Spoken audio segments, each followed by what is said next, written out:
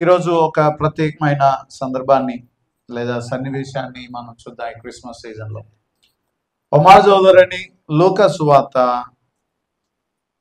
2వ అధ్యాయము 14 2:14 లూకా సువార్త. సర్వోన్నతమైన స్థలములలో దేవునికి మహిమయు ఆయనకిష్టులైన మనుషులకు భూమి మీద సమాధానము కలుగునుగా కానీ దేవుణ్ణి స్తోత్రం చేయుచుండెను. చాలు. క్రిస్మస్ లేదా యేసయ్య పుట్టుక మనకేం నేర్పిస్తుంది అంటే ఆయన ఏమై ఉన్నాడో నేర్పిస్తుంది.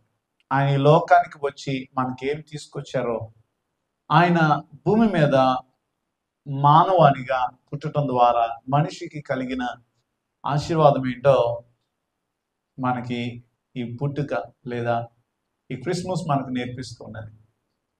దానిలో భాగంగానే ఆయన సమాధానానికి కర్తని, భూమి మీదకి ఆయన సమాధానాన్ని తీసుకుని రావడానికి ఈ లోకానికి వచ్చారని ఈ చదువుకున్న భాగంలోంచి మనం నేర్చుకున్నాం. ఈ లోకంలో ఎప్పటికైనా ఎక్కువగా శాంతిని గురించి మాట్లాడుకునే మాటలు ఎక్కువగా మనం వింటూ ఉంటాం, లేదా సమాధానాన్ని గురించి మాట్లాడుతున్న మాటలు మనం వింటూ ఉంటాం.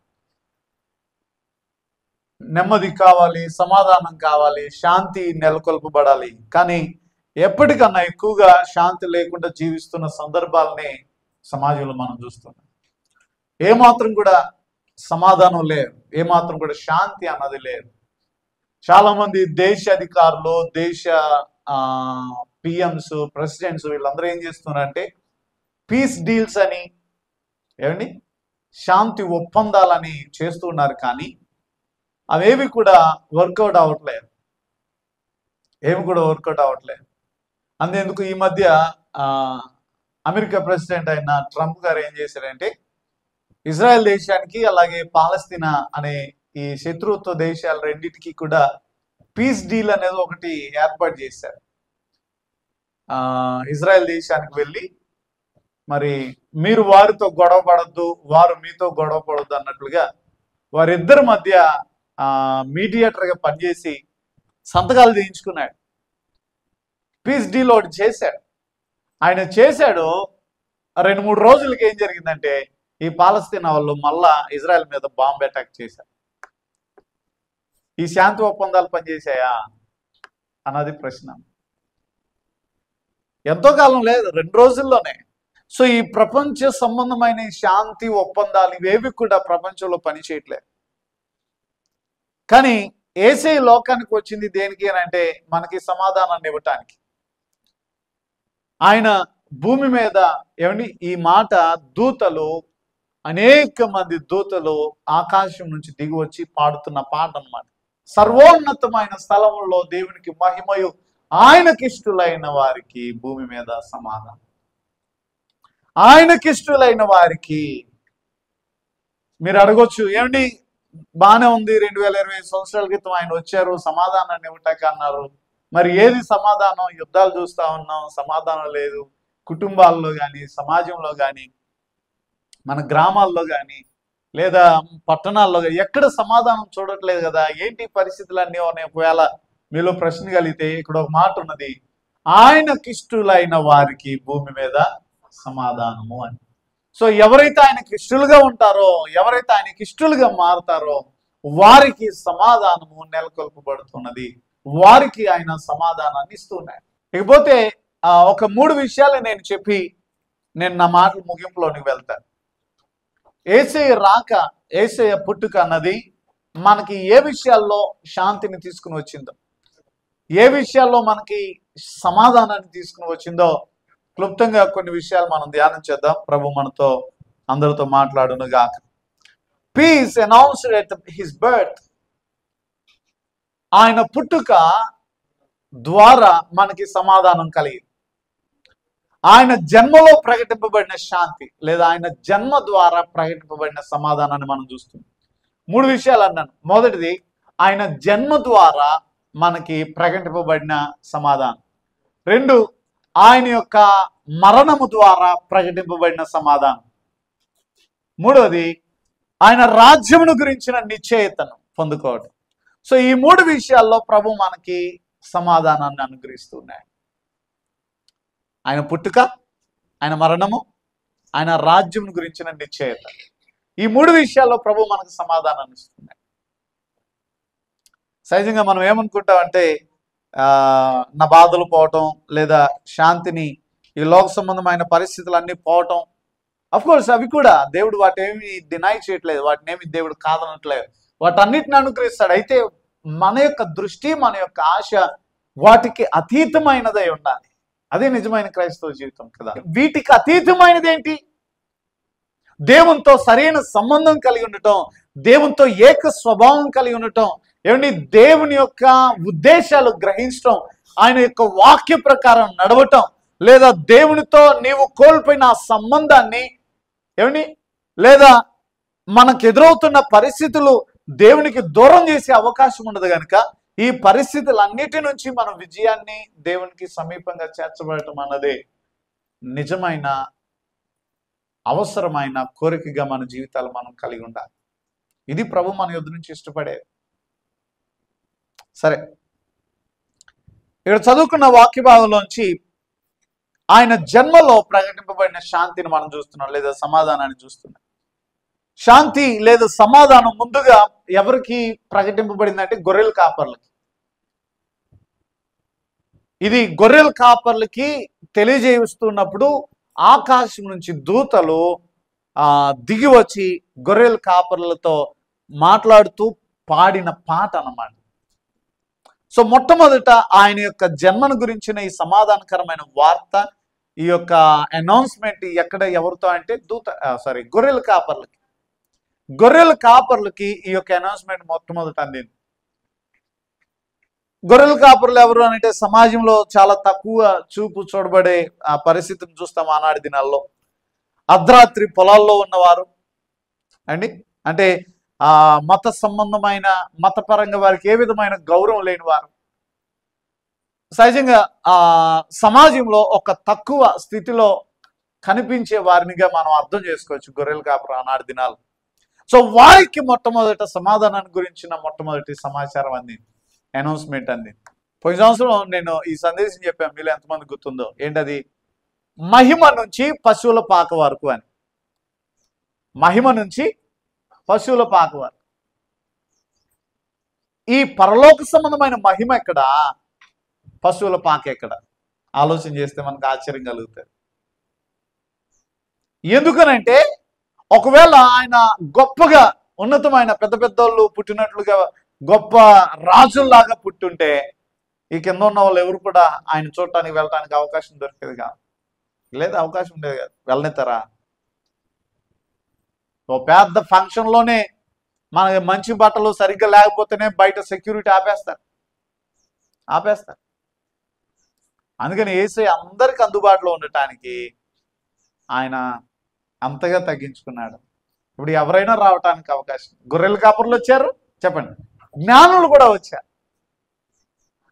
అదే జ్ఞానులు ఈ యొక్క స్థానంలో లేదా రాజుల స్థానంలో ఉంటే ఆ జ్ఞానులు వెళ్ళేవారు, వీళ్ళకి అవకాశం ఉండేది కాదు.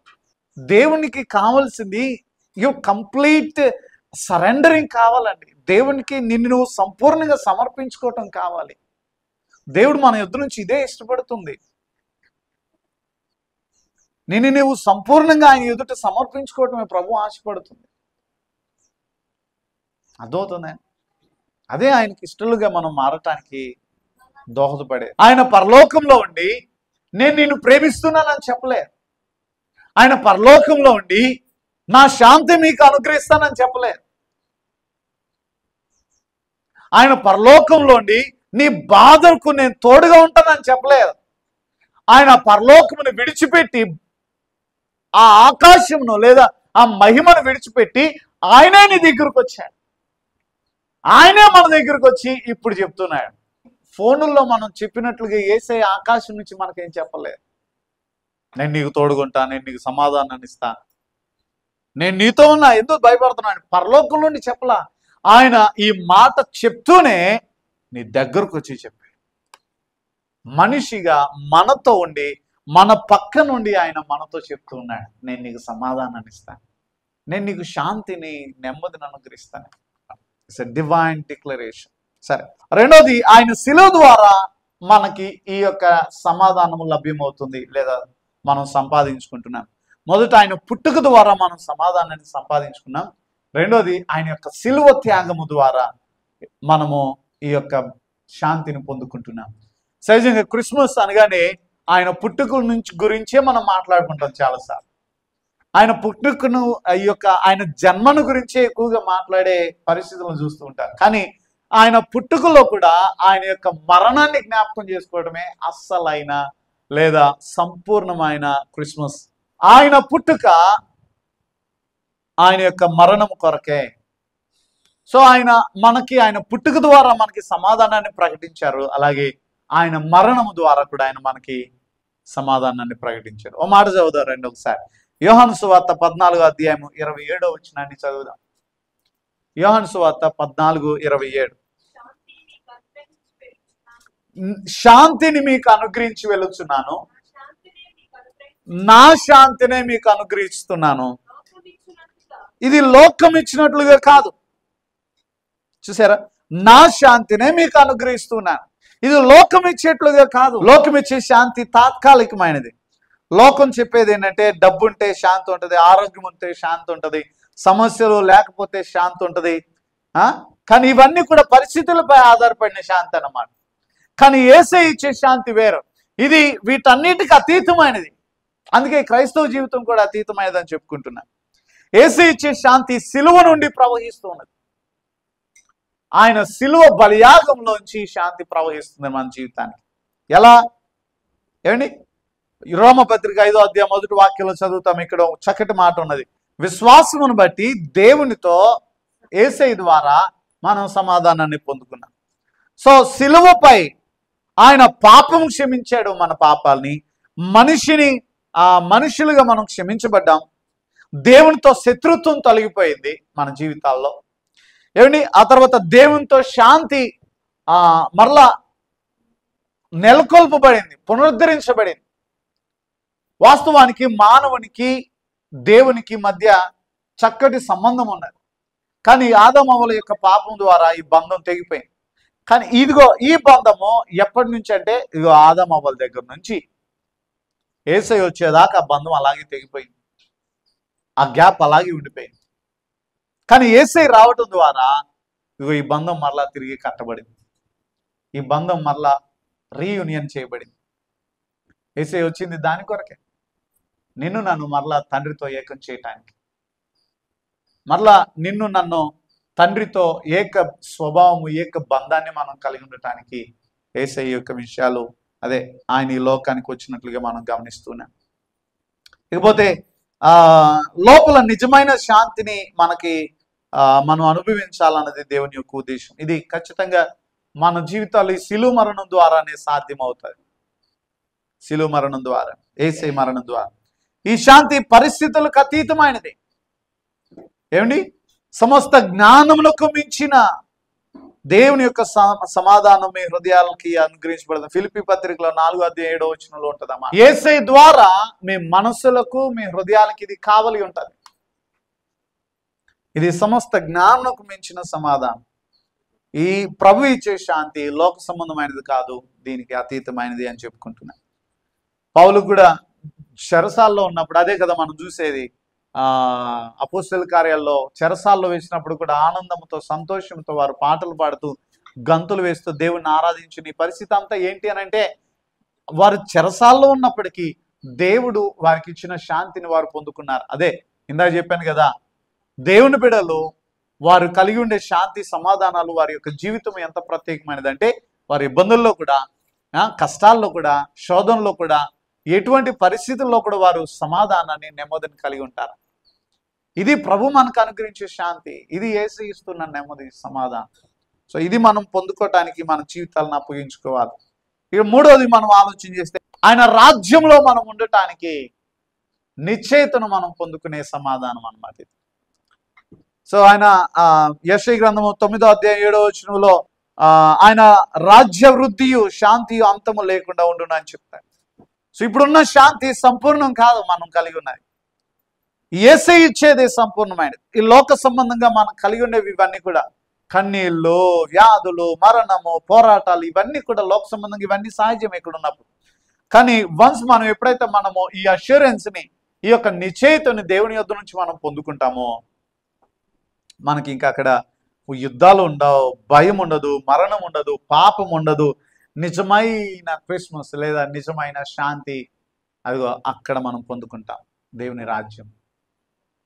ఈ రాజ్యాన్ని మనకి ఇస్తాడని ఈ యొక్క పుట్టుక ద్వారా మనము గొప్ప నిశ్చయితను మనం పొందుకుంటాం. ఇదే నిజమైన క్రిస్మస్ యొక్క సందేశమే. ఆయన పుట్టుక ద్వారా దేవుడు మనకి సమాధానం ఇచ్చాడు. ఆయన మరణము ద్వారా మనకి సమాధానం, సిలువ త్యాగము ద్వారా, ఆయన బలియాగము ద్వారా మనకి సమాధానాన్ని ఇచ్చాడు. ఇక్కడ ఆయన రాజ్యమును మనకి ఇస్తానని చెప్పిన అష్యూరెన్స్ లేదా ఈ నిశ్చయత ద్వారా కూడా మనం సమాధానాన్ని పొందుకుంటున్నాం. ఆయన రాజ్యంలో నిజమైన శాంతి, సమాధానం ఉన్నది. ఆయన రాజ్యంలో నిజమైన నెమ్మదిని మనం పొందుకుంటున్నాం. ఇది ప్రభు మనకు అనుగ్రహించే నిజమైన సందేశం. ముగింపులో నీకు ఈ క్రిస్మస్ ద్వారా బహుమతి వచ్చిందా, లేదా ఇంట్లో అలంకరణ ఉన్నదా, ఇది కాదు మనం చూడాల్సి. గిఫ్ట్స్ వచ్చాయా, లేదా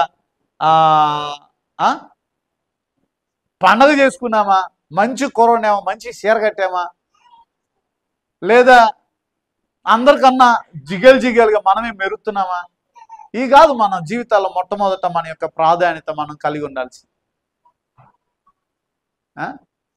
ఏంటి అత్యున్నతమైన ప్రాధాన్యత ఏంటి మనకు కావాల్సిందంటే యేసు ఇచ్చే శాంతి నీ హృదయంలో ఉందా?